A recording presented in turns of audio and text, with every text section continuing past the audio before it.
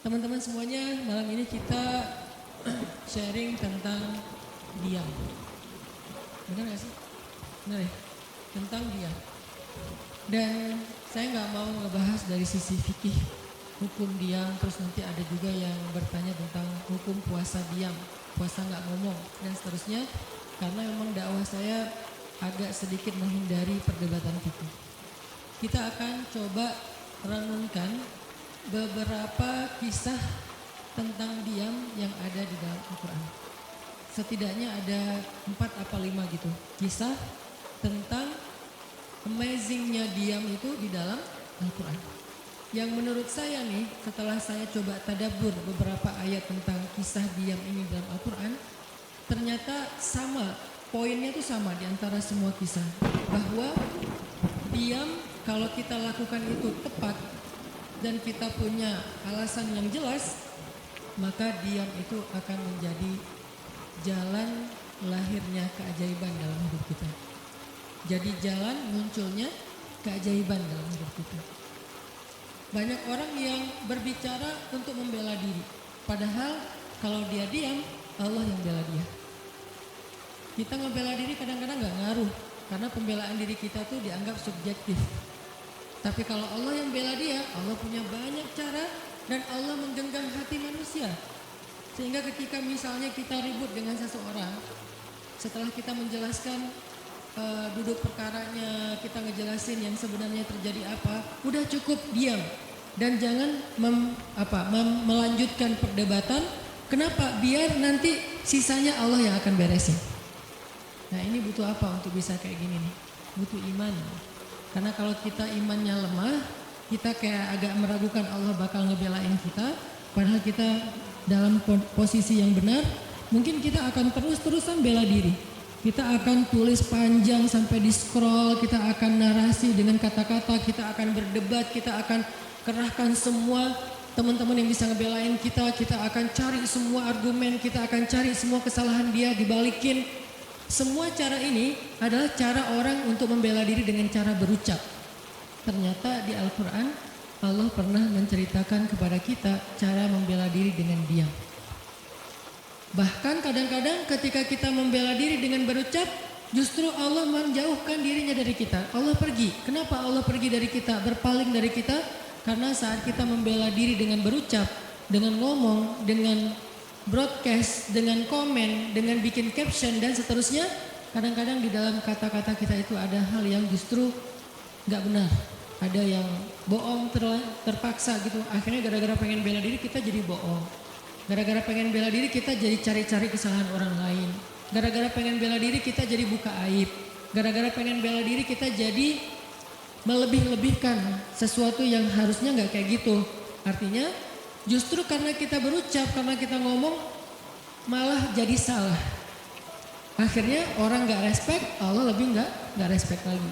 Sehingga malam ini kita pengen belajar tentang gimana cara menjemput keajaiban ketika kita punya masalah dengan seseorang lewat diam.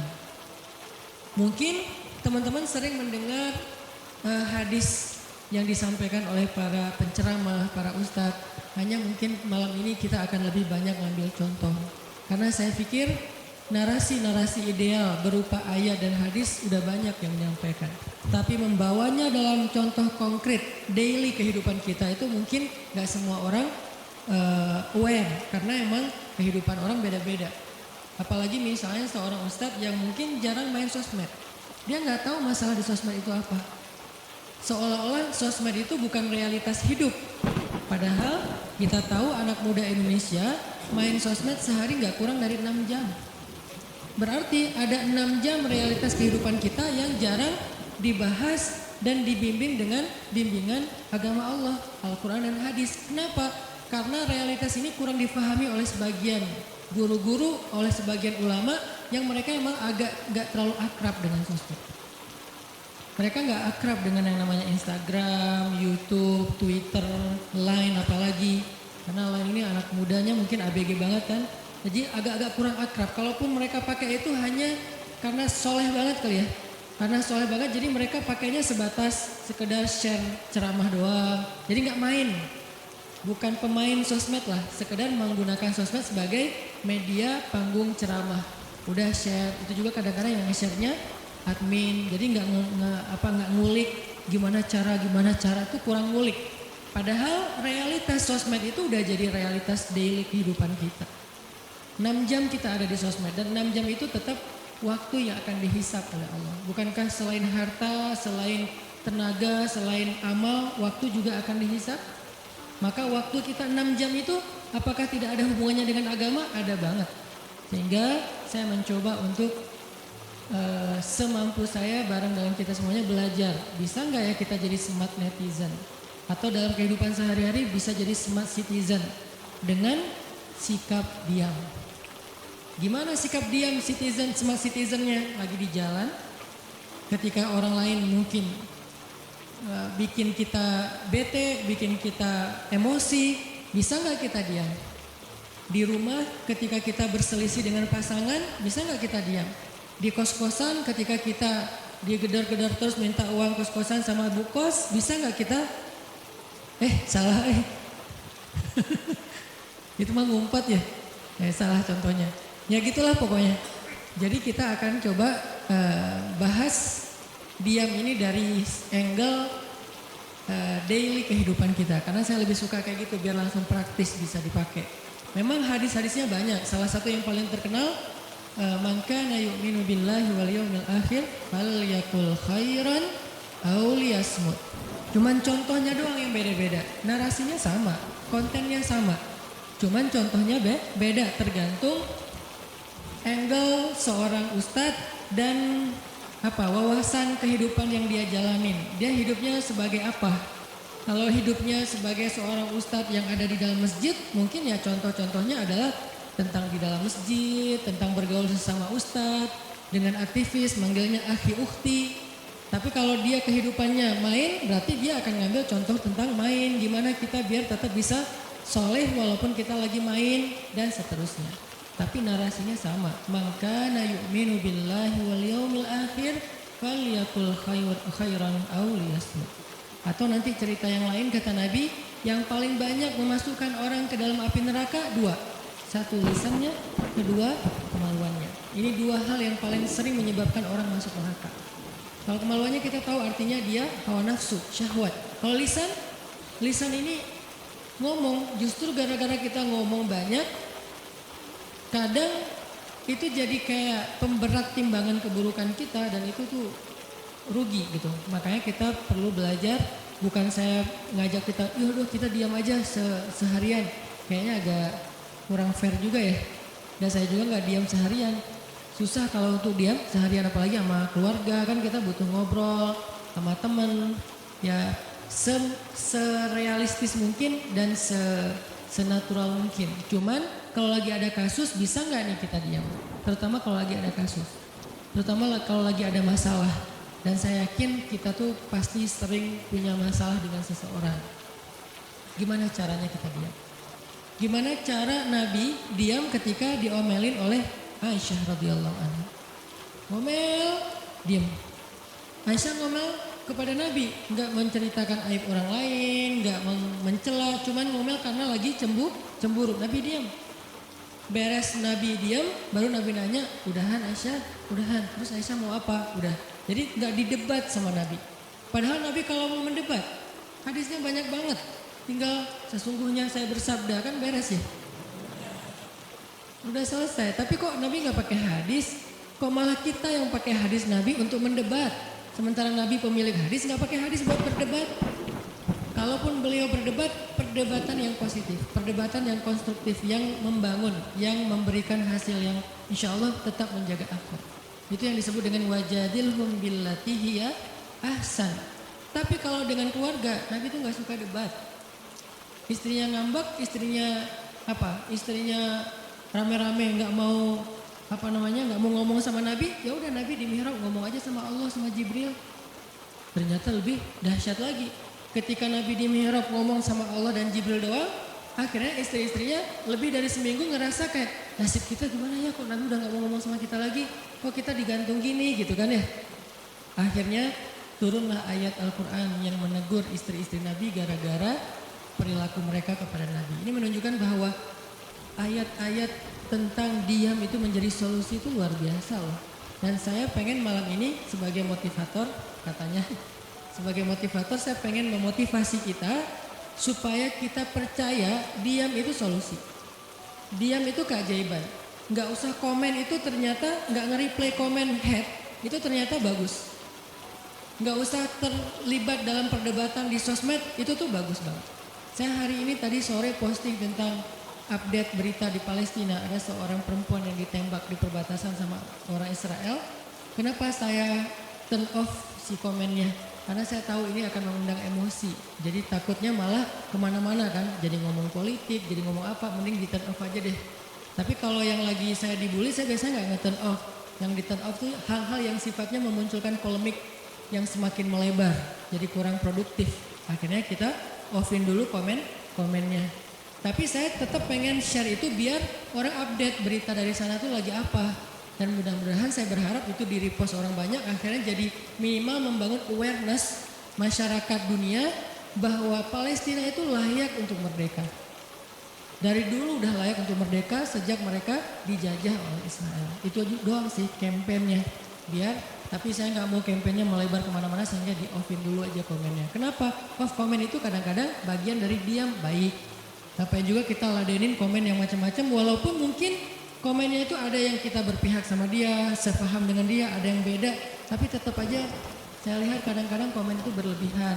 Sampai muncul kalimat-kalimat mencela, sampai marah-marah, sampai caps lock tanda seru kan ya. Ini kan nggak nyaman lagi kan kalau udah kayak gini, mending diam. Nah di sini kita pengen belajar diam itu ternyata ajaib. Diam itu ternyata benar-benar kata orang emas. Diam itu ternyata solusi. Diam itu ternyata pembelaan diri yang paling efektif. Kalau selama ini kita masih percaya membela diri yang paling efektif ngomong. Membela diri yang paling efektif itu bikin postingan. Membela diri yang paling efektif itu bikin caption yang bagus. Membela diri yang paling efektif itu komen. Membela diri yang paling efektif itu minta pembelaan dari manusia. Ternyata mungkin itu benar. Tapi ada yang lebih efektif lagi. Membela diri dengan diam. Dan gimana cara membela diri dengan diam sampai mendatangkan keajaiban, itu yang akan kita coba renungkan malam ini. Oke, yang pertama kita akan baca kisah diam di surat Maryam, surat favorit saya. Coba teman-teman buka surat Maryam, surat 19. Di dalam surat ini ada dua adegan diam. Pertama, adegan diamnya Nabi Zakaria. Yang kedua, adegan diamnya Maryam. Surat 19, surat Maryam,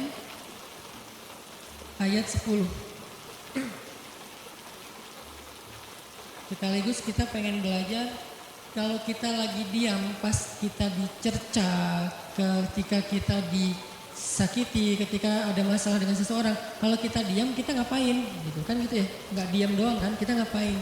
Nah di sini kita belajar surat 19, surat Maryam ayat 10 dan 11. Kita tilawah bareng-bareng ya. Saya baca, habis itu teman-teman ikutin.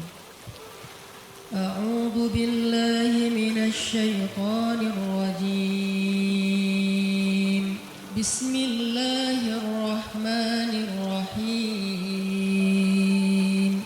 Qala rabbi ij'al li ayah. Qala ayatuka alla tukalliman nasa thalatha layalin sawiyya. فخرج على قومه من المحراب فأوحى إليهم أن سبحوا بكرة وعشيا. Berkatalah Zakaria, Rabbi, berikanlah untukku sebuah pertanda bahwa aku akan punya anak laki-laki. Allah berfirman, tanda-tanda bagimu adalah engkau tidak akan bisa berbicara dengan manusia selama 3 malam berturut-turut. Maka keluarlah Zakaria kepada kaumnya dari mihrabnya dan memberi mereka isyarat supaya mereka bertasbih kepada Allah setiap pagi dan petang. Ini adalah adegan ketika Nabi Zakaria dapat berita gembira akan punya anak laki-laki. Karena Nabi Zakaria berdoa minta anak laki-laki dari sejak nikah sampai usia 80 tahun. Kurang lebih sekitar 50 tahun berdoa. Lama banget, ya Allah beri anak, ya Allah beri anak. Sampai iparnya udah punya anak keren namanya Maryam. Iparnya adalah Imran. Udah punya anak keren banget, cewek, soleha, dari kecil udah beribadah di Masjid Aqsa. Zakaria masih minta anak, ya Allah, ya Allah, ya Allah. Sampai puncaknya Zakaria ngelihat Maryam dapat makanan dari langit. Zakaria datang ke mihrab Maryam, terus di situ udah ada makanan yang bukan dibawa oleh Zakaria. Zakaria nanya, "Anna laki hadza ya Maryam?" Maryam dapat dari mana makanan ini? Kata Maryam, "Huwa min indillah, dari Allah." Kata Maryam. Gimana caranya? Kata Maryam, Allah punya cara sendiri. Allah yarzuqu may yasha bighairi hisab. Terserah Allah gitu. Masya Allah, Masya Allah. Zakaria kagum sama Maryam, langsung pergi ke mihrabnya Zakaria, sholat, dan di dalam sholatnya Zakaria berdoa, hunalika da'a Zakaria rabbah. Di saat itulah Zakaria benar-benar nangis berdoa kepada Allah, ya Allah, Rabbi habli min ladunka dzurriyyatan thayyibah innaka sami'ud du'a. Ya Allah, beri saya anak seperti dia, seperti Maryam. Engkau maha mengijabah doa dan saya enggak pernah berputus asa meminta kepadamu. Udah 50 tahun lebih. Tiba-tiba Allah bilang, ya Zakaria, inna nubashshiruka bi ghulam ismuhu Yahya lam naj'al lahu min qablu samiyya. Zakaria, sekarang kami akan perkenankan doamu, kamu akan punya anak, beri dia nama Yahya. Belum pernah ada anak seperti dia yang soleh di muka bumi. Zakaria kaget, walaupun doa, tapi beliau masih berpikir kayak, gimana caranya saya punya anak? Ini kayak tarik-tarikan antara logika manusia dengan iman. Imannya percaya Allah Maha Kuasa, tapi logikanya gimana caranya? Istri saya udah tua, saya juga udah tua. Lalu Nabi Zakaria bertanya untuk biar lebih tenang, supaya logikanya nggak ragu lagi. Kalau imannya udah mantap, tinggal logika. Zakaria tanya, beri saya ij'al li ayah, beri saya bukti tanda gimana cara saya punya anak. Kata Allah, tandanya alla tukalliman nas salasa layalin sawiyya. Kamu tiba-tiba nggak bisa ngomong. Kamu sehat, kamu nggak punya masalah, tapi kamu nggak bisa ngomong. Mau ngomong tuh nggak bisa. Kamu bisa tilawah, kamu bisa zikir, tapi kamu nggak bisa ngomong. Bisa subhanallah, subhanallah, subhanallah. Bisa alhamdulillahi rabbil alamin. Gak bisa. Jadi baca Quran, kalau ada Quran, tapi dulu kan Taurat ya. Baca Taurat bisa, zikir bisa, hayya ala sholah, kalau azan ada azannya bisa. Pokoknya semua bisa kecuali mau ngomong tuh gak bisa. Masya Allah ya, luar biasa. Kenapa? Karena Allah pengen Zakaria zikir aja 3 hari. Jangan ngomong dengan manusia walaupun ucapannya baik kecuali zikir. Jadi kalau mau ngomong dengan manusia, subhanallah, masya Allah, alhamdulillah, bismillah. Cuman gitu doang ngomongnya. Gak bisa, lu mau kemana? Gak bisa. Insya Allah, gitu. Jadi cuman bisa zikir. Saking Allah pengen Zakaria menghabiskan 3 hari sebelum Allah tunjukkan keajaiban hanya dengan berzikir. Apa poinnya di sini? Kalau kita pengen ada keajaiban dalam diam, maka isilah diam kita dengan zikrullah. Insya Allah nanti kita lanjutkan setelah sholat isya. Bismillahirrahmanirrahim. Teman-teman semuanya, kita lanjutkan tadabbur kita terhadap ayat di surat Maryam, ayat 10 dan 11, kisah keajaiban yang diperoleh oleh Nabi Zakaria alaihissalam. Dengan Allah anugerahkan untuk beliau anak yang super duper keren luar biasa yang bernama Yahya alaihissalam. Dan salah satu cara Allah Subhanahu wa taala mendidik Nabi Zakaria untuk menjemput keajaiban itu adalah Allah menyuruh Zakaria untuk diam dan mengisi diamnya dengan zikratullah bukratan wa asiyya, mengingat Allah pada waktu pagi dan pada waktu petang. Artinya diisi dengan zikir. Dan waktu itu Nabi Zakaria menurut ulama tafsir, beliau tidak cacat lisannya, benar-benar bisa ngomong. Hanya tidak bisa bicara dengan manusia tapi bisa berzikir. Jadi beliau bisa zikir, bisa mengucapkan kalimat-kalimat Alkitab yaitu Taurat. Beliau bisa membaca ayat-ayat Allah, beliau bisa mengucapkan kalimat bismillah dan seterusnya, tapi nggak bisa ngomong dengan manusia. Dan itu terjadi selama 3 malam. Dan akhirnya setelah 3 malam, Nabi Zakaria tiba-tiba dapat berita gembira kalau istri beliau hamil. Ini pelajaran penting banget buat kita. Kalau ini pernah berlaku terjadi kepada Nabi Zakaria, keajaiban dengan cara kayak gini, maka ini juga akan terjadi kepada kita. Itulah alasan kenapa kisah tersebut direkam dalam Al-Quran, supaya dia menjadi pelajaran hudan lil muttaqin. Itu kenapa Allah katakan Al-Quran hudan lil muttaqin, petunjuk bagi orang yang bertakwa, orang yang pengen memperbaiki diri, orang yang pengen dapat solusi.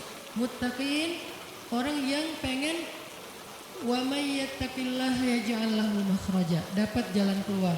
Wa yarzuqhu min haitsu la yahtasib, dikasih rezeki yang enggak terduga-duga. Wa may yattaqillaha yaj'al lahu min amrihi yusra, diberikan kemudahan. Wa may yattaqillaha yaj'al lahu yukaffir anhu sayyi'atihi, dihapuskan semua dosa. Wa yu'dhim lahu ajra, dikasih reward yang berlipat-lipat. Maka siapa yang pengen dapetin keajaiban-keajaiban orang bertakwa itu, maka jadikanlah Al-Quran sebagai petunjuknya, hudan lil muttaqin. Nah, gimana cara kita jadiin Al-Quran sebagai petunjuk? Jawabannya juga ada di ayat yang sama, la raiba fih, jangan ragukan ayat-ayat Al-Quran, termasuk kisah-kisah yang ada di dalamnya. Sehingga kalau kita benar-benar percaya kisah Nabi Zakaria mendapatkan keajaiban dengan cara diam dan zikir, maka kita coba terapin itu dalam masalah hidup kita, insya Allah kita juga akan mendapatkan keajaiban dan kejutan seperti yang didapatin oleh Nabi Zakaria. Itu pesan poin yang ada di dalam ayat 10 dan 11 surat Maryam.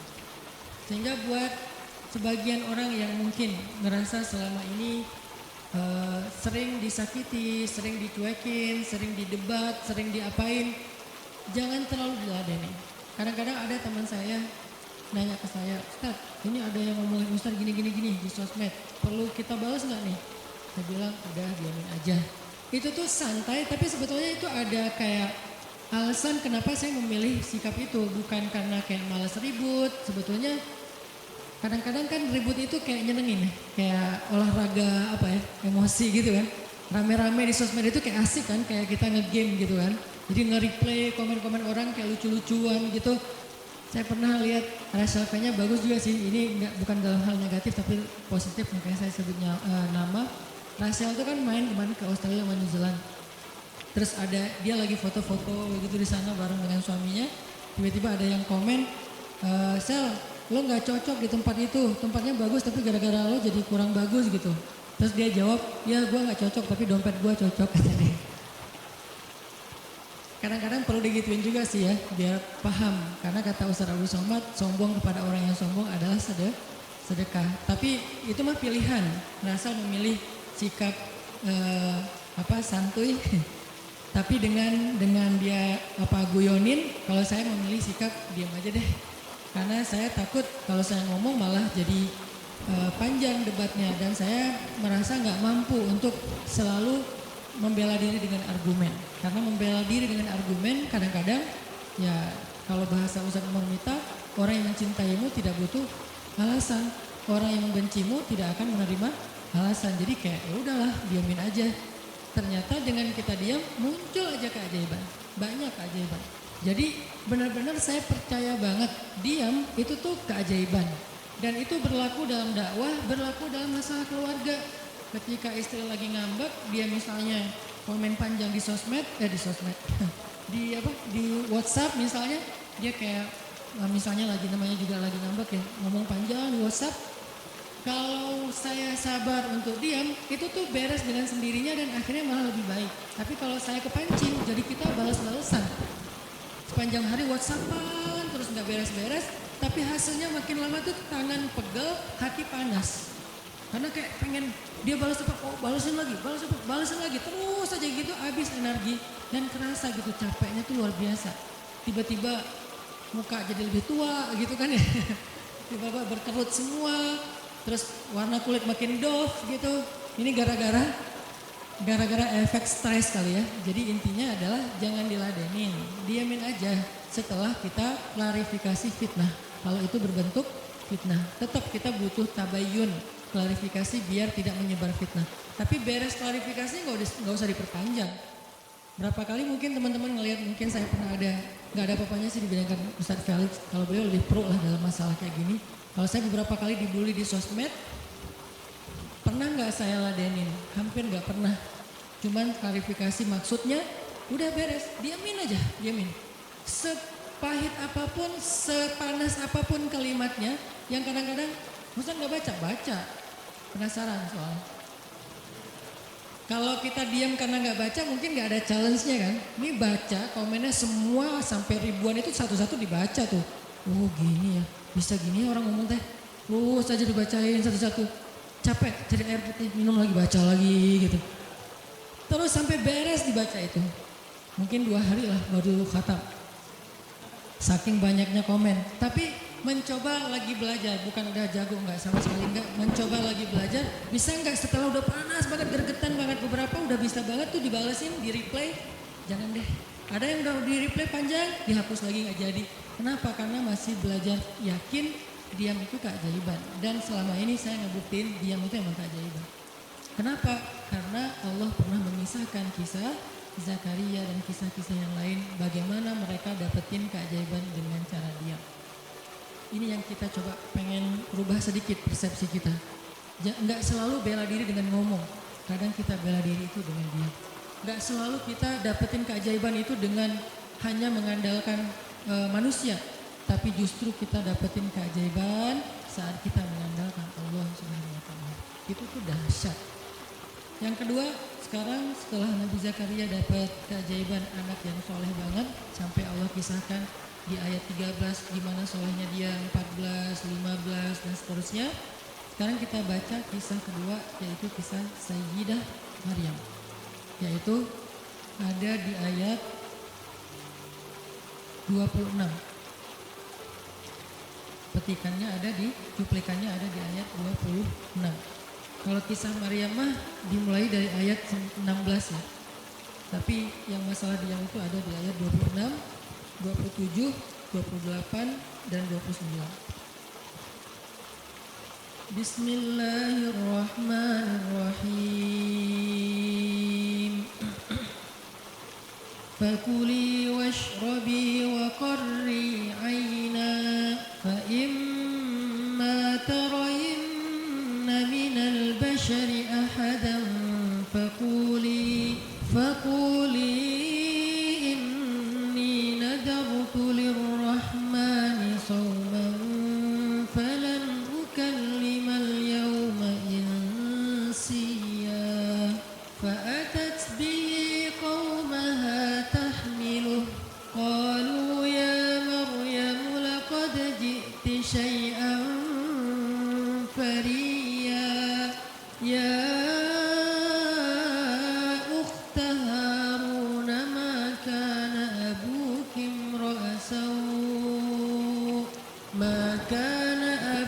امرأ سوء وما كانت أمك بغيا فأشارت إليه قالوا كيف نكلم من كان في المهد صبيا.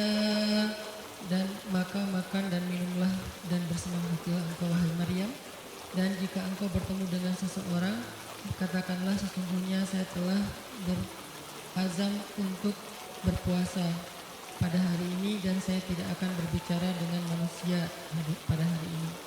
Lalu Maryam pun datang kepada kaumnya sambil menggendong bayinya. Kaumnya berkata, wahai Maryam, engkau datang kepada kami dengan membawa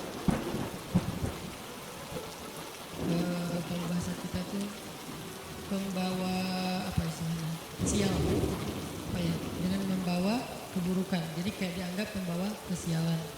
Wahai saudari Harun, sesungguhnya ayahmu bukanlah seorang yang nista ataupun pendosa, dan begitu juga dengan ibumu bukanlah perempuan yang hina. Lalu Maryam memberi isyarat, fa'asyarat ilaih, memberi isyarat dengan menunjuk ke arah bayinya. Lalu mereka berkata, bagaimana kami akan berbicara dengan seorang bayi yang masih digendong oleh ibunya, maksudnya masih terlalu kecil. Ini adalah cuplikan adegan Maryam ketika baru pulang kampung. Jadi ceritanya di ayat sebelumnya ketika kandungan Maryam semakin besar dan nggak bisa disembunyikan dari penglihatan manusia, Maryam pun pergi menjauh ke sebuah tempat yang tidak ada siapa-siapa. Fahamalathu fantabadat bihi makanan qasiyya. Dia menjauh, mengucilkan diri ke tempat yang nggak dilihat oleh siapa-siapa sampai melahirkan. Jadi kurang lebih sekitar 3 bulan 4 bulan Maryam nggak ada di Al-Quds, nggak ada di di Masjid Aqsa dan sekitarnya. Dia pergi mengasingkan dirinya supaya tidak ada yang menghujat Maryam karena ngelihat perutnya sudah semakin besar dan dia nggak punya suami. Setelah melahirkan, akhirnya Allah perintahkan Maryam untuk pulang. Setelah Allah ngasih makan, minum dan kebahagiaan buat Maryam, fakuli washrobi wa qarri aina, dengan adegan korma yang menjatuhkan buah-buah rutab dan seterusnya, pulanglah Maryam. Nah, Maryam tahu ketika dia pulang dengan membawa bayi, dia pasti akan dihujat, dicela, dicaci maki, dibully oleh kaumnya. Lalu Allah memberi kepada Maryam bekal. Gimana cara ngadepin yang kayak gitu-gitu? Kata Allah, kalau kamu ketemu manusia, ketemu orang-orang, ketemu kaummu, bilang ke mereka, saya tidak berdebat hari ini. Saya nggak akan berdebat. Jadi dia tetap bisa ngomong. Tapi dia bilang, saya nggak akan berdebat. Saya nggak akan bicara dengan siapapun hari ini karena saya sudah bernazar untuk diam. Bilang kayak gitu kepada kaum. Maka fa'atat bihi qaumaha tahmiluh. Maka datanglah Maryam kepada Al-Quds, kepada kota Al-Quds dengan membawa bayinya yang digendong. Datang. Baru dari ujung kota kelihatan Maryam, muncullah orang-orang Bani Israel semuanya ramai di pasar-pasar mereka, semuanya menghadang Maryam. Maryam tiba-tiba dihadang di gerbang kota Al-Quds. Gak boleh masuk kota Al-Quds. Tadinya ada yang satu orang lihat, Maryam, langsung dia datang ke kota, dia umumkan ke semua orang, wahai Bani Israel, perempuan yang hina yang kita cari-cari sekarang sudah datang membawa bayi haramnya, membawa bayi selingkuhnya, membawa bayi hasil zinanya. Akhirnya orang-orang yang ada di Masjid Aqsa, yang ada di rumah-rumah, yang ada di pasar, semuanya berkumpul di depan gerbang kota. Menghalang Maryam masuk. Kebayang gak perasaan Maryam? Padahal dia itu lahir di situ, dia beribadah di situ, ayahnya orang situ, ulama pula, pamannya Nabi pula di situ, tapi dia sekarang dihadang oleh semua penduduk Al-Aqsa, penduduk Al-Quds, Bani Israel. Ketika Maryam mendekat, mereka mengatakan, "Ya Maryam, laqad ji'ti syai'an fariyya." Ini bahasa Al-Quran. Kalau aslinya lebih tercela daripada ini, karena ini bahasa Al-Quran yang tinggi, Allah menggunakan bahasa simbolik saja. Yang terjadi, mereka mencela Maryam. Mereka bilang, Maryam kamu pembawa sial, Maryam kamu perempuan hina, Maryam kamu tukang zina, Maryam kamu selingkuh, Maryam kamu ternyata pelakor, segala macam. Kebayang gak seorang perempuan yang mulia dituduh dengan kata-kata kayak gini? Sedih, pengen jawab, pengen bilang saya ini nggak pernah berbuat dosa, ini nih Allah yang ngasih kepada saya nggak punya suami dan saya diberikan anak yang suci dan segala macam. Enggak. Tanya kepada Zakaria kalau nggak percaya, saya punya buktinya segala macam, nggak usah, diam aja. Maryam bisa ngomong kalau mau. Maryam by the way adalah perempuan secerdas Sayyidah Aisyah. Dia itu kayak Aisyah cerdasnya, kayak Khadijah bijaksananya, kayak Fatimah lembutnya, kayak Asia sabarnya. Maryam itu istimewa. Sampai sebagian ulama mengatakan Maryam satu-satunya nabi dari perempuan. Satu-satunya nabi dari golongan perempuan. Sebagian kecil ulama ada yang menyebutkan demikian. Sehingga mereka menyebut Maryam alaihassalam. Saking Maryam ini keren banget, istimewa banget. Tapi jumhur ulama sejarah mengatakan Maryam bukan nabi, tapi dia perempuan solehah, orang soleh, bahkan satu dari 4 perempuan sempurna di muka bumi dan tidak ada yang kelima. Cuma ada 4. Kamula minar rijali katsir, kata Nabi. Laki-laki yang sempurna itu banyak, yaitu para rasul dan para nabi. Walam yakmul minan nisa illa arba'ah. Tidak ada perempuan yang sempurna kecuali 4. Asiyah istri Fir'aun, kemudian Maryam anaknya Imran, kemudian Khadijah istri Rasulullah, dan Fatimah bintu Rasulullah. Artinya Maryam ini istimewa banget. Dia kalau mau argumen, dalilnya lebih banyak daripada para rabi-rabi Yahudi yang ada di situ. Karena ketika Maryam dulu berkhidmat di Masjid Aqsa, Maryam itu nggak belajar seperti yang lain-lain. Karena kan dulu orang Bani Israel itu paling anti sama cewek ya. Buat mereka perempuan itu kasta kedua. Seolah-olah perempuan itu nggak punya hak yang sama dengan laki-laki. Laki-laki punya hak belajar di Masjid Al-Aqsa, perempuan nggak boleh. Ini kesenjangan gender di masa Bani Israel dulu. Jadi kalau ada yang mau nuduh Islam sebagai tidak memperhatikan masalah gender, dia harusnya baca sejarah. Justru Islam, Al-Quran, Taurat, Injil mengangkat perempuan untuk setara dengan laki-laki. Awalnya perempuan itu hina di masyarakat Bani Israel, dianggap pembawa sial. Sampai masyarakat jahiliyah sebelum Islam datang, apa yang terjadi dengan bayi perempuan? Dibenamkan dalam pasir hidup-hidup, dibunuh, dilempar dari bukit supaya mati langsung seketika. Kenapa? Termasuk Umar pernah membunuh bayi perempuan. Umar radhiyallahu an. Kenapa dia sedih banget? Karena dia ingat masa lalu ketika dia pernah membunuh bayi perempuan. Kenapa mereka membunuh bayi perempuan? Karena dianggap perempuan ini membawa sial. Tapi datang Islam mengubah tradisi itu. Mengubah persepsi publik. Yang tadinya perempuan dianggap hina, dalam Islam dikatakan surga ada di bawah telapak kaki ibu. Muncul harga diri perempuan lain. Apalagi sebaik-baik kalian, yang paling baik untuk istrinya, dan aku yang paling baik untuk istriku di antara kalian.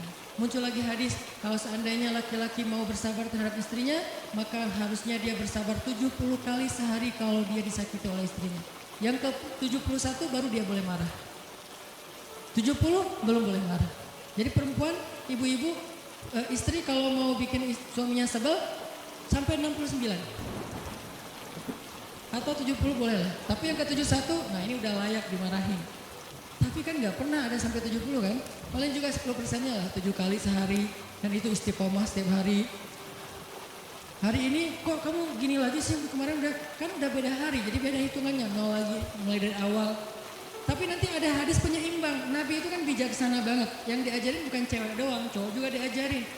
Ketika hadisnya supaya memuliakan perempuan ada, nanti ada lagi hadis laki-laki. Seandainya seorang perempuan menjilat luka dan darah dan nanah di tubuh suaminya, itu belum bisa membayar satu saja kebaikan suami kepada dia. Jadi menjilat lukanya aja belum bisa bayar kebaikan, terus ngapain marah-marah coba. Sehingga dua-duanya ada nasihat untuk suami. Kalau istrinya lagi ngambek, emaknya juga lagi sedih, ya udah kamu sabar aja 70 kali. Untuk istri jangan ngambek, karena kalau kalian berbuat baik aja belum bisa bayar kebaikan mereka. Terus gimana dong Ustadz? Ya udah, sekarang solusinya adalah sama-sama mengambil sisi baiknya. Kayak gitu nasihat Nabi. Makanya saya agak kurang setuju kalau khutbah Jumat itu memakai hadis menjilat darah dan nanah, karena yang dengar suami. Wah benar nih khutbah Jumat, saya senang banget khutbah Jumat hari ini. Pulang-pulang, mah tadi khutbah Jumat keren banget. Nih mah, kebenaran aku catat, nih mah gak bisa. Kalau khutbah Jumat pakailah hadis sabar 70 kali. Menasihati suami. Kalau majelis taklimnya ibu-ibu, masalah tadi seandainya saya boleh menyuruh manusia sujud kepada manusia, saya suruh sujud istri kepada suami. Masing-masing ada hadisnya, jangan disilang. Ini gak bijak dalam ceramah, karena harusnya memberi nasihat yang bisa memperbaiki, bukan menambah tuntutan baru. Wah benar nih, kalau suami saya dengar, harusnya suami saya datang, Ustaz boleh nggak acara selamatan di rumah saya nanti temanya ini gitu. Kalau perlu ngundang Ustaz yang dia kenal, request dulu untuk ngemojokin pasangan, ini nggak bijak. Balik lagi ke cerita tadi, Maryam tuh pinter banget, cerdas banget. Dari kecil dia udah hafal Taurat. Ibarat anak sekarang hafal Quran. Dan lebih sulit ngafal Taurat daripada Quran. Kenapa? Karena bahasa Al-Quran itu sastra banget. Jadi ngafalnya itu kayak ngafal syair. Itu aja udah susah kan? Kebayang gak ngafal Taurat? Lebih sulit lagi tuh. Dan Maryam dari usia di bawah 5 tahun udah khatam Taurat. Udah tahu tafsir Taurat. Usia 7 tahun. Bahkan saking keren dan pinternya Maryam, kadang-kadang ketika Maryam ngobrolin tentang Taurat sama Zakaria, itu Zakaria sampai geleng-geleng kepala. Maryam, gitu maksudnya? Sampai nanya ke Maryam. Gitu maksudnya. Nah, Maryam ngomongnya ke Zakaria udah kayak ngajar gitu. Saking pinternya Maryam. Jadi hadis-hadis Zakaria Maryam hafal. Kan para anbiya itu punya hadis kan. Hadis Zakaria dihafal oleh Maryam. Tauratnya Musa dihafal oleh Maryam. Kebijaksanaan para nabi dihafal oleh Maryam. Dia dari usia 10 tahun itu udah jadi ulama besar Maryam. Artinya kalau misalnya orang mau berargumen dengan Maryam, dia punya banyak bahan. Dia punya banyak narasi. Dia lagian Maryam itu pinter ngomong. Tapi Maryam diam. Jadi kalau kita ngerasa pinter ngomong, pinter komen, pinter apa, tetap aja aja kita punya alasan harusnya kita diam. Karena Maryam yang lebih daripada kita ternyata juga diam. Akhirnya Maryam diam. Dikatakan ya ukhta Harun. Diingatkan lagi dengan kemuliaan keluarga Imran. Ya ukhta Harun, ma kana abuki imra'asaw wa ma kanat ummuki baghiyah. Ayah kamu itu Imran loh Maryam, kamu enggak malu punya bayi di luar pernikahan sementara keluarga kalian itu keluarga baik-baik. Apa kamu tega menyakiti ayahmu, mencoreng nama besar dan nama baik keluarga besarmu dan seterusnya. Maryam makin luar biasa panas banget, sedih banget. Dan Maryam itu yang lebih berat lagi teman-teman. Mungkin kalau kita digituin agak kebal ya. Terutama cowok lah. Cowok kalau digituin agak kebal karena emang kurang berperasaan sih kalau cowok ya. Coba lihat dari angle cewek. Cewek itu lebih peka loh dari kita. Kita mah mungkin lebih mudah lah diam. Diomelin, diam aja. Karena kita kan orangnya agak santuy gitu kan. Kalau cewek itu gak bisa gitu. Makanya lihat angle ini dari angle cewek. Kalau tadi Zakaria, sekarang Maryam. Dan Maryam lebih peka daripada semua cewek yang ada di muka bumi. Lebih perasa lagi daripada perempuan yang ada di muka bumi. Sangat-sangat pemalu. Saking pemalunya ketemu cowok keren, ta'awuz coba. Cewek itu perasaannya lebih dalam daripada kita. Jadi kalau misalnya cewek-cewek, Maryam tuh gak punya ketemu cowok keren aja dia ta'awuz. Siapa cowok keren yang ditemui Maryam? Jibril. Gabriel loh yang ditemui. Dan waktu itu Jibril menjelma. Apa? Fatamassala laha basyaran sawiyya. Jibril menjelma sebagai basyaran sawiyya. Allah yang ngomong tuh, cowok keren. Allah yang bilang keren. Kalau kita merasa udah paling keren, menurut Allah biasa-biasa aja. Karena Allah pernah menciptakan Yusuf, Allah pernah menciptakan Muhammad, Allah pernah menciptakan Yahya. Kita merasa paling keren, Allah pernah menciptakan Sarah, perempuan paling keren juga, Aisyah, Fatimah. Jadi buat kita kayak udah kegeeran paling keren se-Bandung gitu kan ya. Menurut Allah mah biasa. Kalau Jibril, Allah sendiri yang bilang dia tuh emang keren. Jibril emang bukan malaikat, tapi kalau ketemu manusia, kecuali para nabi, Jibril itu menjelma sebagai manusia. Supaya tidak terlihat wujud aslinya. Karena gak kuat orang melihat wujud aslinya Jibril. Nabi Muhammad aja pertama ngelihat Jibril dengan wujud aslinya pas di Gua Hira itu lari. Takut, saking ngerinya Jibril tuh. Jangankan manusia, malaikat aja segan sama Jibril. Jibril lewat malaikat. Gak berani malaikat. Kenapa saya bilang kok disegani? Allah yang bilang di Al-Quran. Dia itu malaikat yang disegani.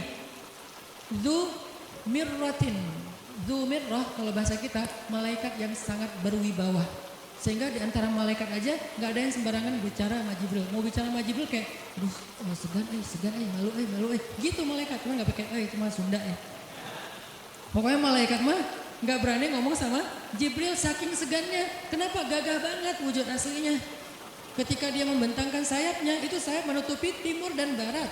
Jadi matahari, bulan, bintang udah gak kelihatan. Yang kelihatan cuma Jibril dengan keagungannya. Itu belum Allah ya, baru ciptaan Allah, Jibril. Salah satu makhluk Allah yang paling agung.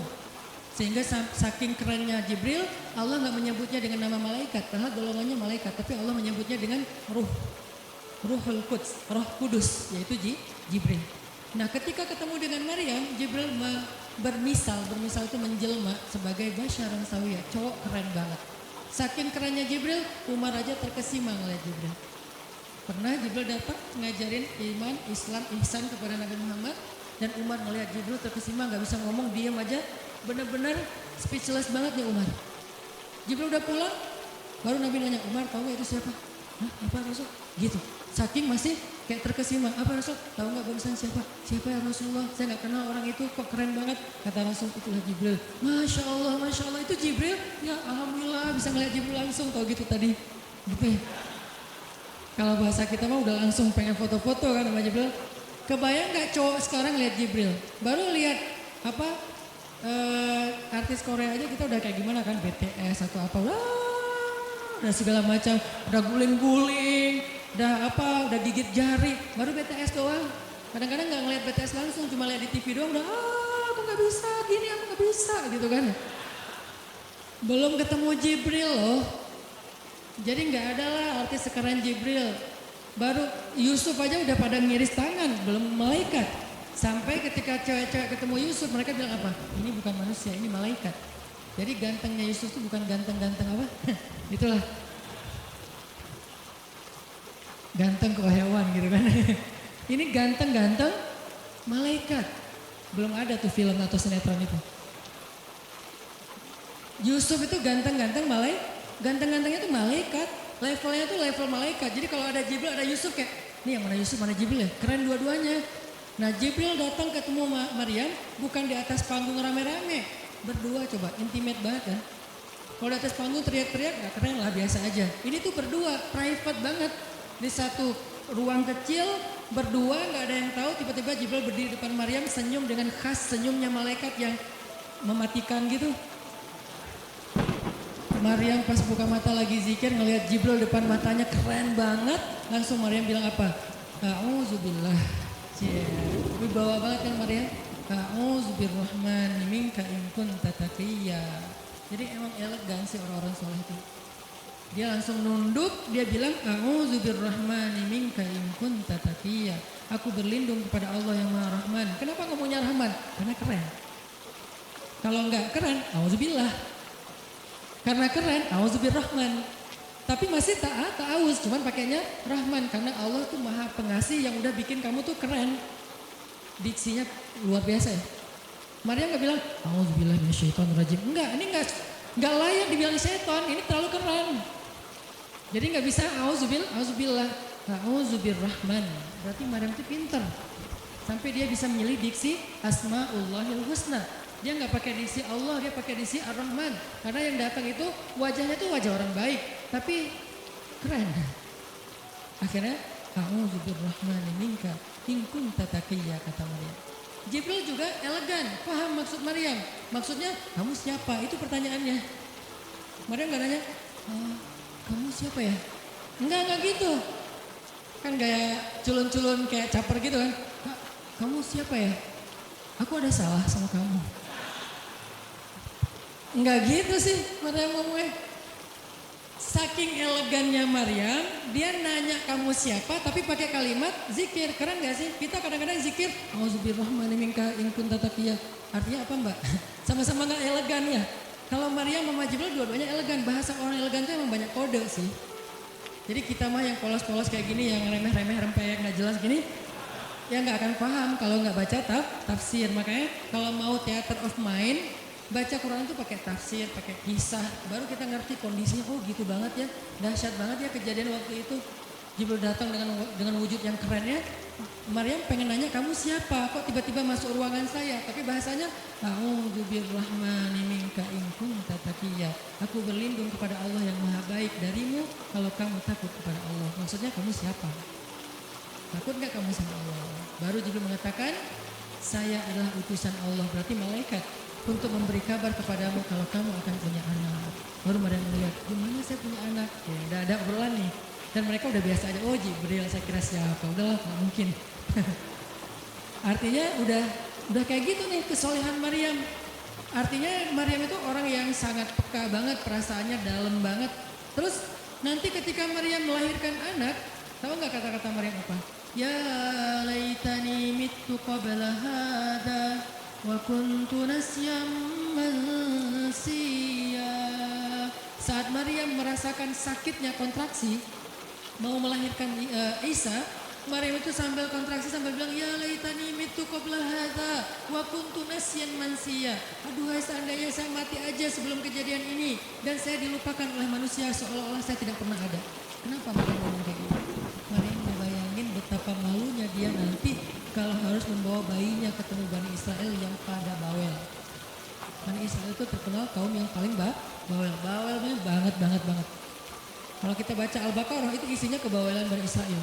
Kata Nabi Musa, sembelihlah Al-Baqarah. Al-Baqarah itu kan banyak, yang warna apa? Cari yang warnanya bersih. Yang bersih kan juga ada belang-belangnya nggak dikit. Terus yang beratnya berapa kilo, yang dari mana, dari Bali atau NTB atau dari mana, bawel banget. Udahlah cari aja seekor sapi, sembelih beres. Tapi nanya lagi, bertele-tele. Itulah Bani Israel. Dan Maryam tahu banget karakter kaumnya. Jangankan dengan fitnah kayak gini nih, ketemu Nabi yang udah menyampaikan hal yang benar aja, itu di debatnya tuh habis-habisan. Apalagi dengan kondisi Maryam. Makanya Maryam takut banget, dia nggak kuat menanggung malu.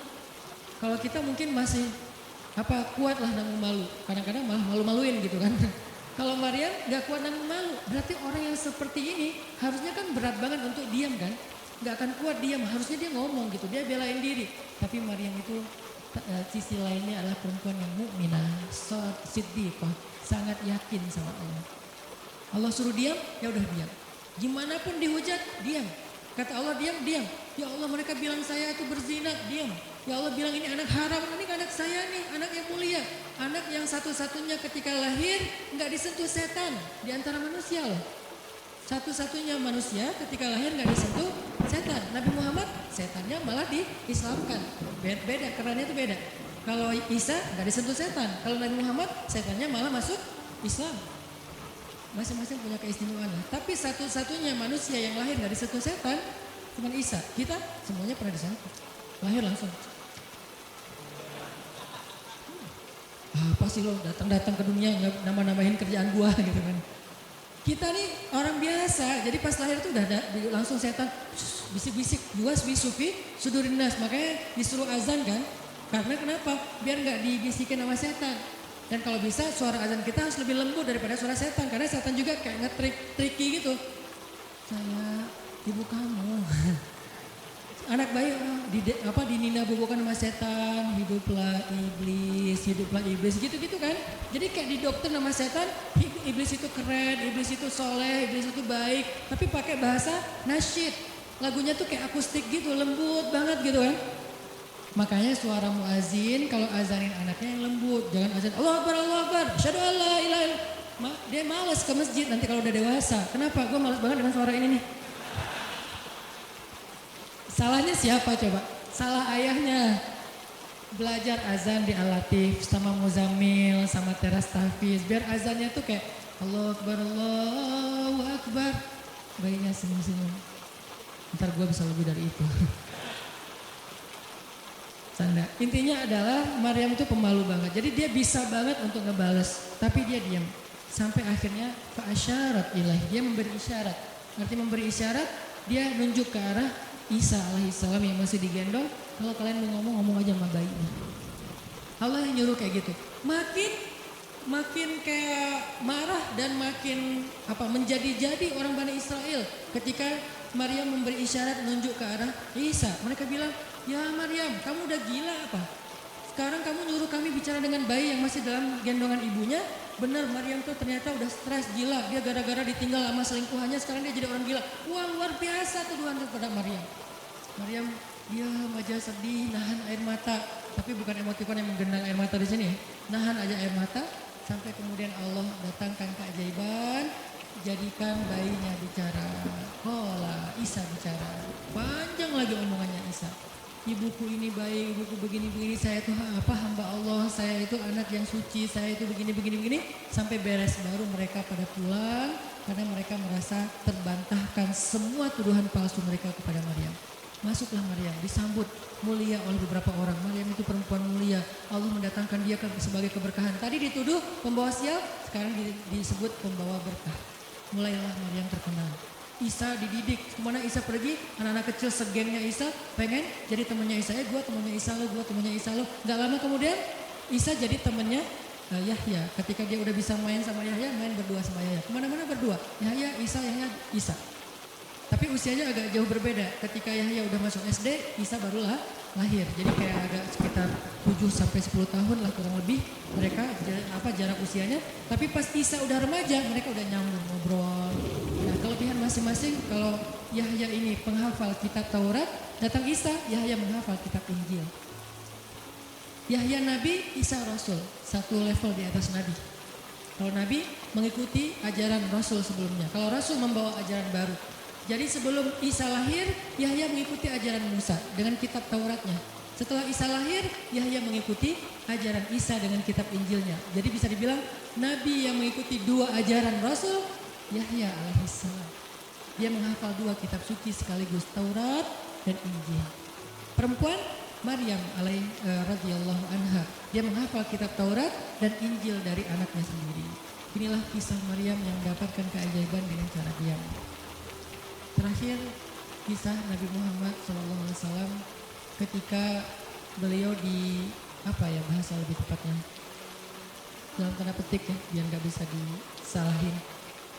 Kayak didiemin lah sama istri-istri beliau gara-gara istri-istrinya ngambek. Di dalam surat At-Tahrim, surat 66, coba kita buka. Surat 66. Ini juga kalau teman-teman baca kisah surat ini tuh luar biasa ya. Kita kayak baca novel atau kayak nonton film, keren banget. Saya emang senang banget dengan sirah Nabi dan para anbiya, dan terutama kalau sirah ini berbentuk storytelling, bukan data sejarah ya. Karena membaca data sejarah itu emang agak-agak liar sih. Tapi kalau storytelling kan kita adegan ya, wah seru ya, itu lebih keren daripada Disney, Marvel, Endgame, satu apalah. Lebih seru baca sirah kalau kita paham. Surat 66 ayat 4, ayat 5. Ayat 5. Itu tuh ceritanya, saya langsung ke ceritanya aja. Ceritanya kan waktu itu Nabi itu punya kebiasaan kalau habis asar sampai maghrib Nabi ngapain gitu. Apa sih yang dilakuin Nabi antara asar dengan maghrib? Ternyata kebiasaan Nabi di hari Jumat antara asar di hari-hari biasa antara asar dengan maghrib itu adalah keliling ke rumah-rumah istrinya. Antara asar dengan maghrib itu waktu family time lah, keliling antara rumah-rumah istrinya. Kalau nggak habis dalam satu hari, besok dilanjutin. Nah hari itu Nabi datang ke rumah Maria yang dari Mesir itu, istri beliau yang dari Mesir, Maria Kiptia, dan lama di rumah Maria, nggak pulang, nggak pindah-pindah gitu. Sementara Hafsah sama Aisyah udah nungguin Nabi di rumahnya Aisyah berdua, karena emang Hafsah sama Aisyah ini kan ngegeng banget ya berdua ya, kayak soulmate banget lah, walaupun sama-sama istri Nabi, tapi mereka kayak fair, berdua tuh nggak ada masalah. Kalau yang dengan yang lain mereka cemburu. Nungguin di rumah Aisyah. Hafsah, Nabi di rumah siapa sih sekarang? Kata Hafsah, di rumah Maria. Kok lama banget sih di rumah Maria, kasih makan apa sih? Gak tahu, dari tadi kita tungguin gak datang-datang, kan sesama cewek nih, ngobrol. Lama gak datang-datang, menjelang maghrib Nabi baru datang. Aisyah udah agak bete nih, lama banget sih giliran di Maria aja datang lama, di rumah saya gak datang-datang. Begitu Nabi datang. Nabi datang. Dia wajah Aisyah sama Hafsah. Assalamualaikum. Kayak ngambek gitu kan. Kata Nabi, Aisyah kenapa? Hafsah kalian kenapa? Kata Aisyah, ya iyalah sedih. Kok di rumah Maria lama banget dikasih makan apa sih, enak ya? Kata Aisyah. Enggak makan apa-apa, cuma minum madu. Oh kata Hafsah, pantesan kok bau mulutnya gak enak. Pasti madunya gak benar tuh di sana tuh. Iya gak benar, jangan minum madu lagi kata Aisyah. Kata Nabi, ya udah mulai sekarang saya gak akan minum madu lagi. Demi apa? Menyenangkan hati Aisyah. Aisyah langsung yes, Nabi gak akan minum madu lagi demi saya. Berarti saya kan istimewa banget. Kenapa bisa istimewa? Karena aslinya Nabi itu hobi banget minum madu. Kayak saya mungkin senang minum kopi. Tapi demi istri, mulai sekarang saya gak akan ngopi lagi. Kan istri saya ngerasa, wah demi aku tuh dia gak mau ngopi lagi. Kan keren kan? Akhirnya Aisyah ngomong ke istri-istri yang lain. Kalian tahu gak? Kata Aisyah. Kayak ngomong di grup gitu kan. Tapi grupnya bukan grup WhatsApp, grup mereka gitu. Kalian tahu nggak? Nabi sekarang nggak akan minum madu lagi loh. Kenapa? Karena aku. Wah keren nih Aisyah, istimewa banget ya. Sampai Nabi rela nggak minum madu. Padahal madu itu baik. Nabi senang juga demi Aisyah. Ya demi aku gitu. Akhirnya Aisyah bahagia. Allah nggak ridho. Begitu Nabi ngomong kayak gitu, Allah turunkan ayat pertama surat At-Tahrim. Ya ayuhan Nabi. Jadi beliau langsung turun. Ya Rasulullah ada pesan. Ada pesan tuh dari Allah. Kata Rasulullah, pesan apa Jibril? Nih, ya ayuhan Nabi, lima tuharrimu ma ahallallahu lak tabtaghi mardhata azwajik. Kenapa engkau mengharamkan apa yang Allah sudah halalkan bagimu? Hanya pengen menyenangkan hati istrimu, wahai Rasul? Astagfirullah, salah ngomong saya. Mengharamkan yang Allah halalkan. Astagfirullah ya Allah, mulai sekarang saya akan minum madu lagi. Astagfirullah, maafin saya ya Allah. Jibril balik ke Allah, kasih tahu Nabi akan minum madu lagi. Nabi ngomong ke istri-istri, kumpulin semuanya, kecuali Aisyah. Semuanya dikumpulin. Ada Hafsah di situ. Wah istri-istriku, maaf ya, aku salah ngomong kemarin depan Aisyah. Sekarang aku akan meralat. Mulai sekarang aku akan minum madu lagi di rumah-rumah kalian. Jadi kalau sore aku lagi datang, siapkanlah madu seperti biasanya. Terus istri-istri Nabi ngerasa, Masya Allah Nabi sekarang minum madu lagi demi kita, gitu kan ya. Kan antara mereka kan saling pengen nunjukin siapa yang paling istimewa kan. Demi kita sekarang Nabi udah minum madu lagi. Nabi sampai meralat kata-katanya. Akhirnya ternyata kalimat itu sama Hafsah disampaikan ke Aisyah. Kalau bahasa sosmed kita di capture, di forward. Kan bahaya banget kan. Disampaikan ke Aisyah. Aisyah tuh lihat Nabi sekarang minum madu lagi loh. Demi siapa coba? Demi kami. Aisyah, innalillah, jadi Nabi gini. Cuman Aisyah gak sampai ngomong kayak kita, dasar ya cowok dimana aja sama. Itu mah kata-kata cewek sekarang ya. Kalau Aisyah kan elegan kan gak ngomong gitu. Akhirnya pas Nabi datang Aisyah diam. Aisyah diam, kata Nabi, Aisyah kenapa? Aisyah kenapa? Oh jadi gitu, di belakang ternyata sekarang minum madu lagi. Hah? Nabi langsung datengin sama Jibril. Rasulullah tahu gak kenapa mereka rame-rame sekarang? Siapa yang ngasih tahu nih ke Aisyah? Jibril ternyata jadi penengah, makanya jangan macam-macam deh sama Nabi. Ada Jibril, ada Allah kan susah gitu membuat rahasia. Tahu nggak Rasulullah kenapa Aisyah ngambek? Kenapa wahai Jibril? Gara-gara Hafsah ngebocorin rahasia Nabi kepada Aisyah. Oh ini kerjaan Hafsah kata Nabi. Oke, Hafsah. Panggil nih Hafsah. Dipanggil Hafsah, kata Nabi Hafsah, kamu udah membocorkan rahasia saya. Ini menurut sebagian tafsir. Memang ada banyak tafsir sih. Salah satu tafsirnya kayak gitu. Hafsah kamu udah membocorkan rahasia aku. Dan sekarang istri-istri pada ngambek. Istri yang lain juga ikut ngambek sekarang gara-gara Nabi kayak sekali minum madu, sekali nggak minum madu. Yang lain pada diam semuanya. Datang ke rumah Ummu Salamah. Assalamualaikum, Ummu Salamah, waalaikumsalam. Tadi kayak aku belum selesai jemuran, dah langsung pergi jemuran. Gak mau ngomong sama Nabi. Maria, assalamualaikum, waalaikumsalam. Kayaknya tadi aku lagi sibuk nyetrika deh. Jadi nggak ada yang mau ngomong sama Nabi. Diam semuanya. Nabi kan jadi sedih kan. Gara-gara siapa coba? Gara-gara Hafsah. Akhirnya Nabi bilang, Hafsah, aku kecewa banget dengan sikap kamu. Kamu gak jaga rahasia aku. Sekarang aku antar kamu pulangnya ke rumah Umar. Bahasa lainnya diceraikan. Hafsah dicerain sama Nabi. Kerennya Hafsah pas digituin, dia cuma nangis. Dia gak bilang, ya Rasulullah, Rasul tega nyerahin saya, terus saya gimana? Gitu. Enggak. Rasulullah cuma masalah madu doang, cuma masalah capture dan saya forward doang kayak gitu udah langsung diceraikan. Tega banget sih Rasulullah. Rasulullah gak punya hati apa? Enggak. Hafsah tuh diam. Ini nih keajaiban diam yang lain ya. Diceraikan sama Nabi. Hafsah yuk kita pulang ke rumah Umar. Ya Rasulullah pulang aja. Baik banget nih Hafsah, soleha banget. Jadi by the way emang semua istri Nabi itu soleha, cuman namanya perempuan kadang-kadang muncul sifat dasarnya mereka cemburu, mereka sedih, mereka baper. Tapi itu manusiawi dan perempuan yang soleha pun merasakan hal itu. Hafsah pulang ke rumah Umar. Assalamualaikum, waalaikumsalam. Dibuka sama Umar. Ya Rasulullah, langsung masuk ke kamarnya. Ya Rasulullah, anak saya bikin salah apa? Pasti dia nyakitin Rasulullah ya. Maaf ya Rasulullah. Langsung Umar marah-marah. Hafsah, kamu ngapain dekat sama Rasulullah? Hafsah diam aja. Dimarahin habis-habisan sama Umar. Umar tahu sendiri sayang banget kan sama Nabi. Ketika ada masalah antara Nabi dengan anaknya, pasti yang dimarahin anaknya, bukan Nabi. Nabi pulang, Hafsah diomelin sama Umar. Diam aja, nggak ngomong apa-apa. Diam. Akhirnya Jibril turun. Jibril turun, ya Rasulullah ada pesan dari Allah. Apa wahai Jibril? Di surat At-Tolak, surat putus. Kan At-Tolak itu artinya diputusin. Bahasa ini pesantrennya dicerai. Turun surat At-Tolak. Kata Jibril, Allah nyuruh kamu raji'ha ya Rasulullah. Raji'ha innaha qawwamah sawwamah. Fa innaha min azwajika fil jannah. Wahai Rasulullah, rujuk Hafsah, rujuk Hafsah. Disuruh rujuk. Allah gak reda Rasul menceraikan Hafsah. Tahu nggak kenapa Allah begitu membela Hafsah ketika Hafsah ada masalah dengan Rasul? Salah satunya karena Hafsah diam. Harusnya Allah ngebela Rasul, Umar aja ngebela Rasul, sahabat-sahabat ngebela Rasul karena Rasulullah selalu benar.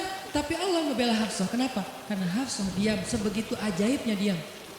Sampai ketika ada seorang perempuan bermasalah dengan kekasih Allah, Allah malah membela perempuan ini, bukan kekasihnya. Raji'ha ya Muhammad, rujuk Hafsah, dia itu istrimu di dunia dan di surga. Akhirnya Rasulullah, jadi saya rujuk wahai Umar, ya Hafsah masih nangis di kamarnya. Balik lagi Rasulullah naik onta ke rumah Hafsah, assalamualaikum, waalaikumsalam. Ya Rasulullah, udah saya marahin tuh. Hafsah kata Umar, udah gak apa-apa Rasulullah, udah gak usah bersedih, udah saya marahin habis-habisan dia tuh. Kata Rasulullah, Umar, aku pengen ngomong sama Hafsah. Ya Rasulullah jangan, biar saya aja ngomong, dia emang gak bisa ketemu sama Rasul. Ya Umar, aku pengen ketemu sama istriku. Hah, istri? Hafsah itu Rasulullah, keluar lagi Hafsah. Soleha banget, lembut banget, keluar.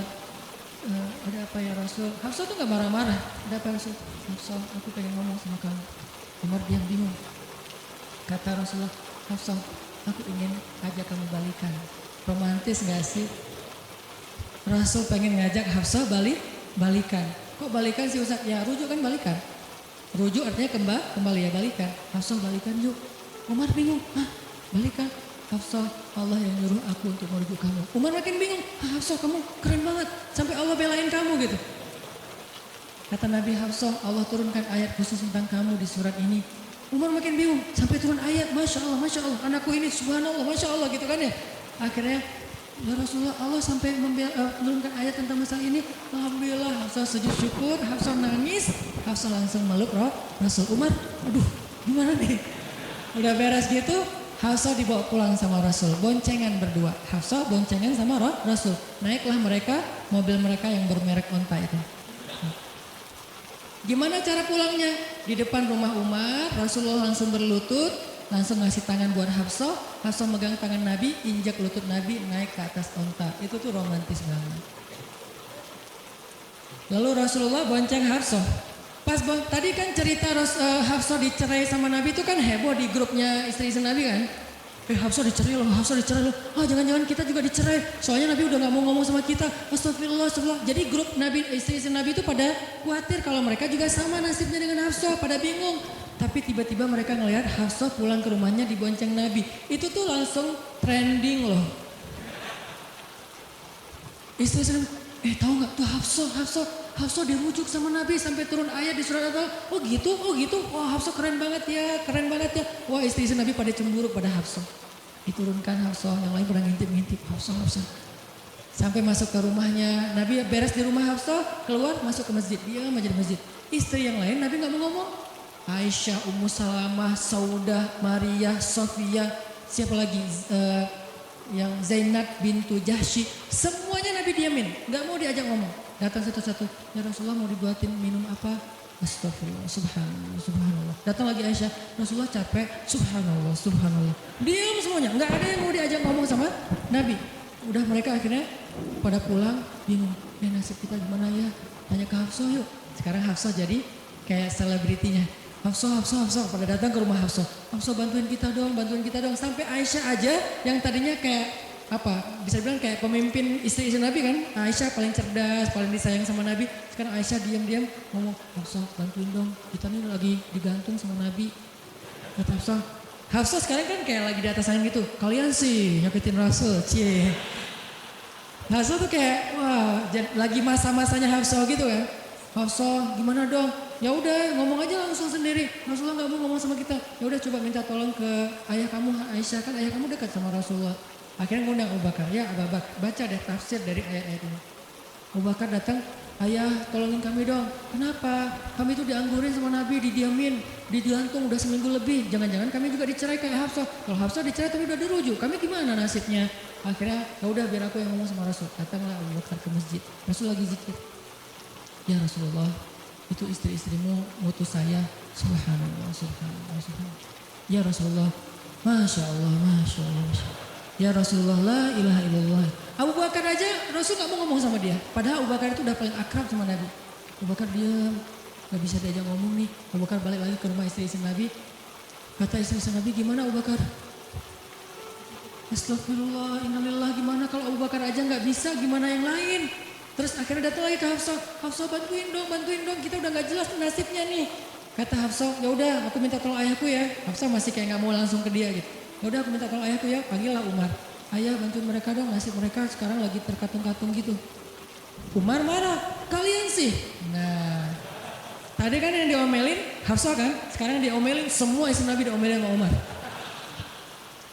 Dan salah satu kalimat omelannya Umar, itu tuh kerennya Umar sampai di-repost sama Allah. Coba. Ada nggak manusia yang kata-katanya di-repost Allah? Nggak ada, cuma Umar. 2 kali kata-kata Umar di-repost oleh Allah. Arti di-repost apa? Ditayang ulang di Al-Quran. Kan repost itu berarti tayang ulang kan? Di-capture, langsung di-copy, paste, langsung ditayangin. Itu tuh kata-kata cuman Umar yang pernah digituin sama Allah. Kata-kata Umar apa? Ayat ke-5. Kata Umar, kalau kalian gak minta maaf sama Nabi, Allah bisa aja mentalak kalian, menceraikan kalian dari Nabi, lalu menggantikan untuk Nabi istri yang lebih solehah, lebih hafizah, lebih bertaubat, lebih baik, lebih cantik, lebih perawan daripada kalian. Itu tuh kata Umar yang ada di ayat kelima. Jadi bisa dibilang ayat kelima adalah ayat repostnya kata-kata Umar. Saking kerennya Umar. Sampai Nabi pernah bilang kalau ada Nabi setelah aku, Umar lah orangnya. Cuma gak ada Nabi setelah aku. Jadi kalau ada orang yang benci sama Umar, saya heran. Dia baca sirah apa? Karena Umar tuh keren banget. Abu Bakar tuh keren banget. Kalau kita baca sirah mereka dahsyat tuh. Dan kalau ada yang bilang Umar sama Ali itu gak akur, aneh juga. Karena Ali memberi nama anaknya. Yang pertama Abu Bakar. Yang kedua Umar. Yang ketiga Utsman. Ketika ditanya sama Umar, ya Abul Hasan kamu memberi nama mereka dengan nama-nama kami, kenapa? Kata Ali, aku berharap mereka jadi orang soleh seperti kalian. Terus gimana caranya? Ali ngasih nama Umar sementara dia benci sama Umar, gak mungkin dia benci. Masa ngasih nama orang yang dibenci kan? Dek namanya siapa? Namrud. Kok Namrud sih? Kan ayah saya benci banget sama Namrud. Datang lagi dia namanya siapa? Iblis. Kok iblis sih gitu kan ya? Gak mungkin lah. Ngasih nama anak pasti karena sayang. Kayak saya ngasih nama Aisyah, Maryam, Mutia, Yahya, Ertugrul itu karena emang saya ngefans dan ngidolain banget dengan nama-nama ini. Yahya, Ayyash, tiga tokoh di situ. Nabi Yahya, Ayyash sahabat Nabi, dan Yahya Ayyash mujahid Palestina. Jadi 3 tokoh sekaligus. Nabi Yahya saya ngidolain banget supaya Yahya jadi anak kecil yang seperti Nabi Yahya menghafal Quran. Kedua, Ayyash itu sahabat Nabi Muhammad. Kemudian yang ketiga, Yahya Ayyash sekaligus itu nama mujahid Palestina yang paling pintar ngerakit banyak senjata-senjata untuk melawan Israel. Dan dia dibunuh sama Israel, saking Israel benci sama Yahya Ayyash. Untuk membunuh Yahya Ayyash mereka ngebom 1 blok untuk membunuh Yahya Ayyash, dan mudah-mudahan dia syahid dalam dalam kejadian itu. Artinya saya ngefans gitu. Ali juga kayak gitu. Balik lagi ke cerita tadi, akhirnya ngundang Umar. Umar datang ke Rasulullah. Ya Rasul, saya diutus istri-istrimu. Subhanallah, subhanallah. Ya Rasul, bicara dong, kasihan mereka kayak digantung. Ya Rasul, apakah engkau menceraikan mereka semua? Baru Rasulullah ngeliat ke arah Umar. Rasulullah tersenyum. Rasulullah bilang, enggak wahai Umar. Allahu Akbar, kata Umar. Dia langsung takbir. Allahu Akbar. Istri-istri Nabi dengan suara takbirnya Umar itu pertanda, kode, berarti berita gembira. Istri-istri Nabi juga Allahu Akbar, Allahu Akbar. Ramai gitu kan. Umar masuk ke rumah istri Nabi. Wah Umar, Busyra ya Umar, Busyra berita gembira. Wahai Umar, ya berita gembira, kalian tidak diceraikan oleh Nabi. Tapi jangan macam-macam lagi ya. Ya Umar, ya. Akhirnya sujud syukur semuanya. Beres sujud syukur, mereka bilang, kita masak-masak yuk untuk Rasul yuk, syukuran. Di rumah siapa? Ya di rumah Hafsah lah. Akhirnya mereka masak-masak di rumah Hafsah. Pas sudah beres masak-masak, mereka ngundang Nabi untuk pulang. Tapi yang berani ngomong sama Nabi cuman Hafsah, kita udah beres masak nih, minta dong Nabi pulang ke rumah. Ya udah tenang, biar aku yang minta. Hafsah datang, ya Rasulullah, kami masak-masak loh untuk Rasul, yuk pulang yuk. Ya Hafsah, udah beres Nabi zikir, sujud, beliau balik sama Hafsah. Sampai ke rumah Nabi, tenang, udah selesai lah urusannya. Apa yang terjadi setelah itu Ustadz? Udah gak ada riwayatnya, jadi gak bisa diriwayatin. Pokoknya beres itu mereka pun hidup bahagia selamanya. Apa pelajarannya di sini? 2 orang di sini dapat keajaiban lewat diam. 1 Hafsah. Allah suruh rujuk gara-gara dia diam. Kedua Nabi. Diam aja sambil zikir. Sampai akhirnya Allah beri pelajaran yang berharga. Istri-istrinya yang tadinya ngambek serentak semuanya insaf bahasa kita. Sadar dan mereka minta maaf kepada Rasulullah. Jadi kalau istri lagi ngambek, lagi ngomel, diam. Isilah diam kita dengan zikir. Tapi zikirnya bukan auzubillah minasyaitonirrajim, auzubillah. Jangan, dia bukan setan. Dia hanya lagi ngambek. Subhanallah, masya Allah, alhamdulillah. Yang paling efek itu la haula wala quwata illa billah. Itu ngefek banget. Mudah-mudahan ini bisa menjadi penyemangat, motivasi untuk kita semuanya. Betapa kata as-samt, as-sukut, diam aja dalam Islam itu adalah kebaikan yang luar biasa dahsyat. Mudah-mudahan itu bisa jadi behavior, perilaku kita sehari-hari, perilaku kita di sosial media, perilaku kita di jalan, di rumah, dimanapun. Sehingga orang yang sudah hijrah, udah ngaji, mukmin harusnya bisa menjadikan diam sebagai bentuk pembelaan diri kalau dia ada masalah. Barakallahu fiikum. Subhanakallahumma wa bihamdika asyhadu an la ilaha illa anta astaghfiruka wa atubu ilaik. Assalamualaikum warahmatullahi wabarakatuh.